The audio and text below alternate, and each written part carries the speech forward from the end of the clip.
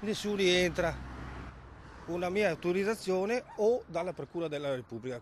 Un lembo di Stato veneto perfettamente recintato c'è, esiste ed è a Galta di Vigonovo nel Veneziano.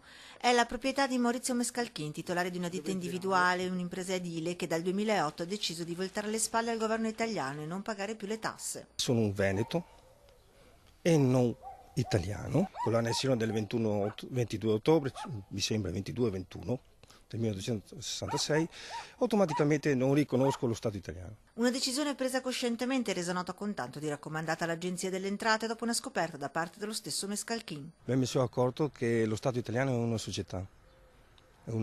società Corporation Repubblica Italiana, registrata alla SEC Sicuri Enterprise Commission dal 1934. Venetista convinto, non guarda in faccia nessuno Maurizio Mescalchin, che si dice diplomatico e non violento. Di raccomandate ne ha spedite a centinaia a tutti gli enti pubblici italiani, dai quali però non ha mai ricevuto risposta. L'anno scorso l'ha vista dalla Guardia di Finanza. Mi hanno riscontrato per omessa dichiarazione di reddito del 2008, ma sicuramente perché sono io che ho avvisato loro.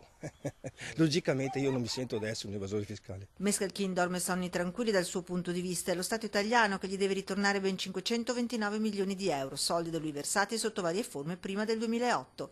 Crisi, venetismo si mescolano assieme, la sacra fiamma dell'indipendenza veneta si rianima e i suoi 24 indipendentisti restate le idee sono chiare. Sono gente tranquilla, noi siamo gente tranquilla.